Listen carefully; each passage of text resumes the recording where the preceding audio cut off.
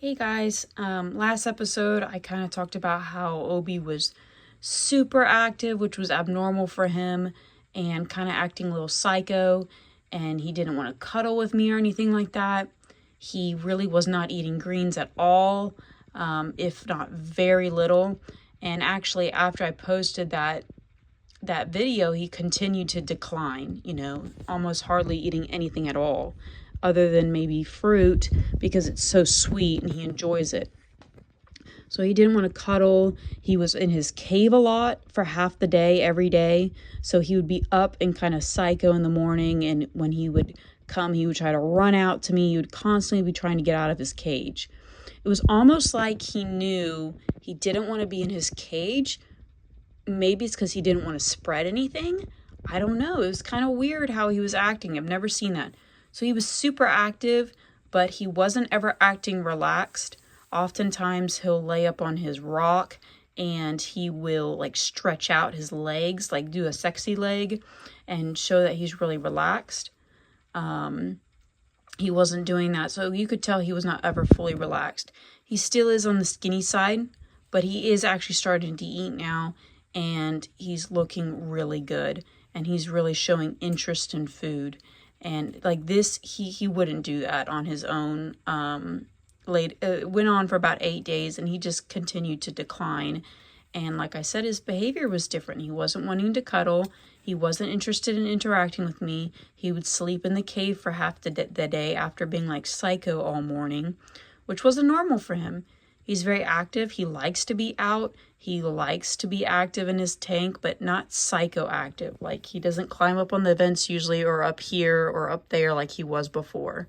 And now he's really kind of stabilized. And I've just seen a huge improvement. Pancure or fentobenzenol, I think it's called, was given to him by the vet on Monday. And yesterday I did see some improvement. He ate a little bit of greens, which was really good considering he hadn't been eating greens at all for about 5 days.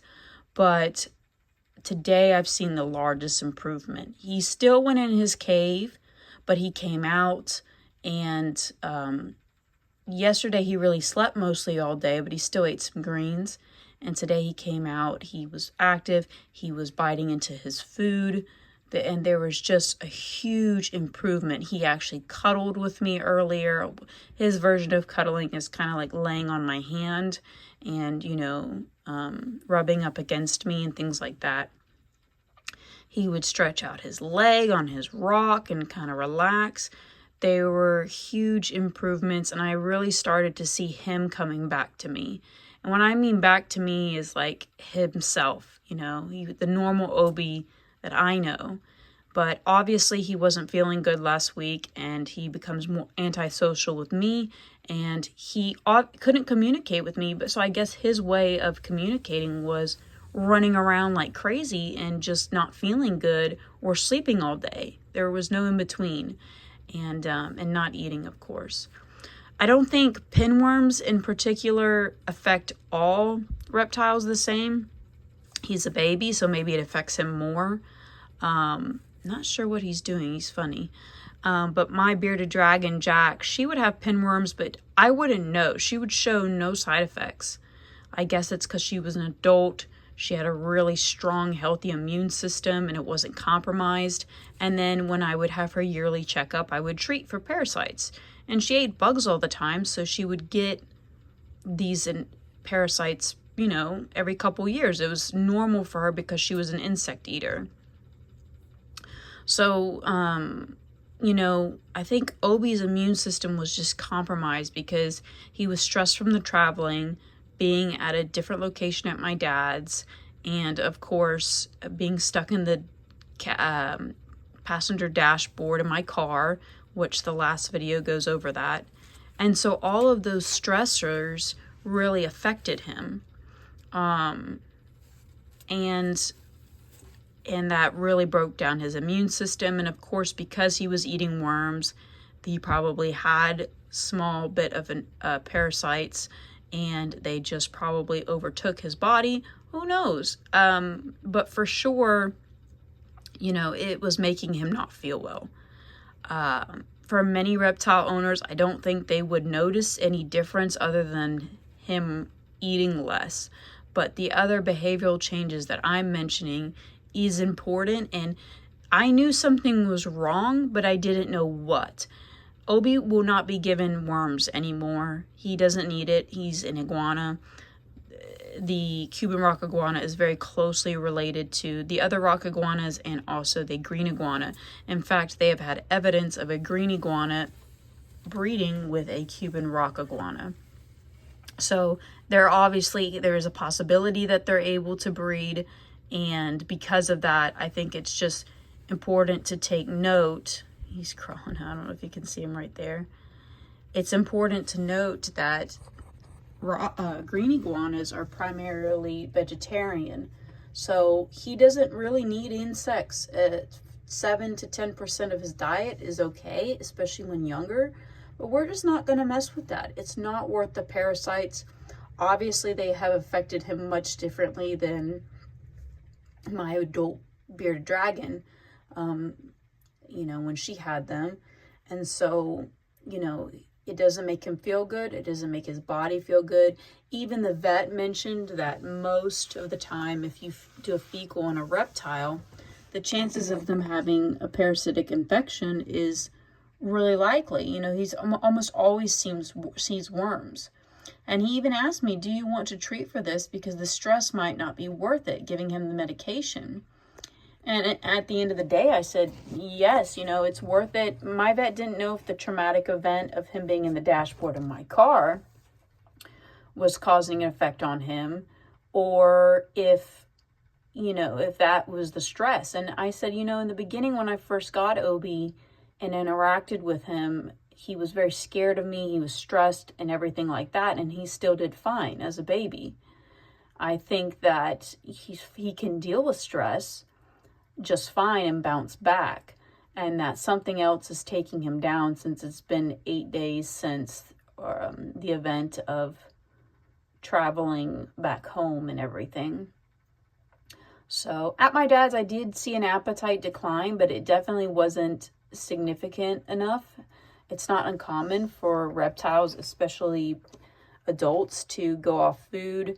And with babies, they're like kids. Sometimes they're really into food and sometimes they're not.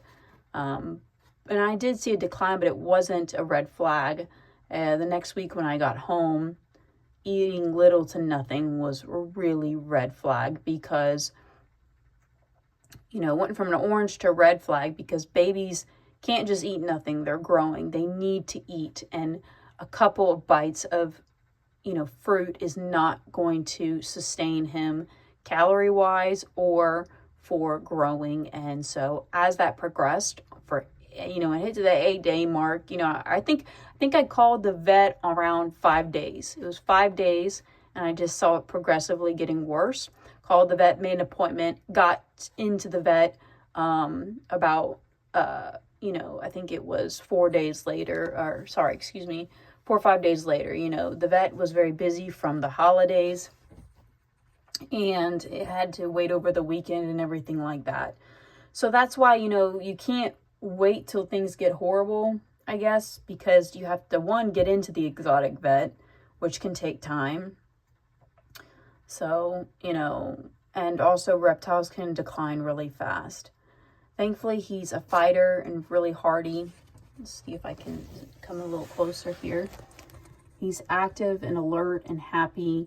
Him being in his hide here is really normal. He's not just straight up sleeping. Plus, it's in the evening, so even if he did sleep at this time, it would be okay.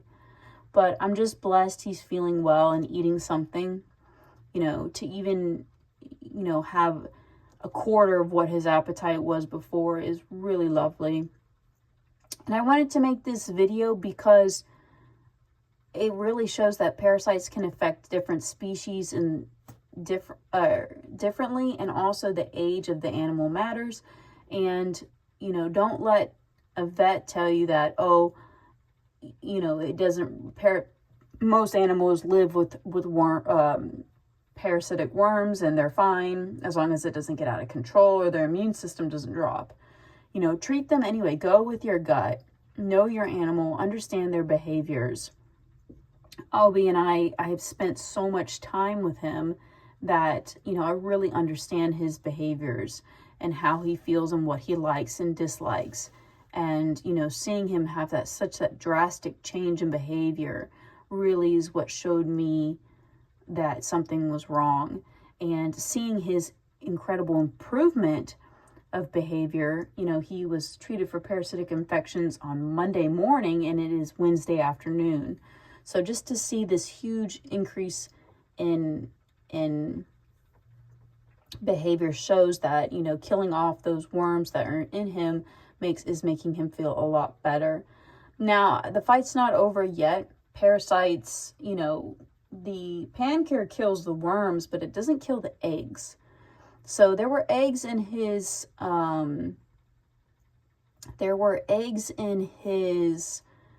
poop, on his fecal, so obviously he is going to have those eggs hatch in him eventually of those parasites, and we're going to have to do another round. So tomorrow I'm going to call the vet, really explain his dramatic improvement, discuss that I want to bring another fecal in, ask when is best for me to bring in a fecal, and then get him treated on a second round of pan-cure.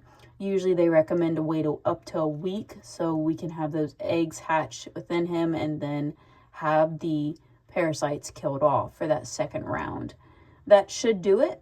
I might do 3 fecals. I'm not sure. I'm just going to keep going until he is completely clear on fecals and, you know, seeing how much it affected him and his appetite and his behavior. I'm just going to stay really open and paying active attention and making sure that he is completely cleared up. Anyway, I hope this video was helpful. Obi is doing so much better and I'm so much blessed. I'm so blessed for that, and I just want to make sure that everyone knows that paying attention to your reptile's behavior, even if they're a little off, if they're a little off for a couple of days, something's going on. They're not feeling good. It may not be something you can do about it, but you should be aware because you should at least try your best to help out. Say bye, Obi. Catch y'all next time.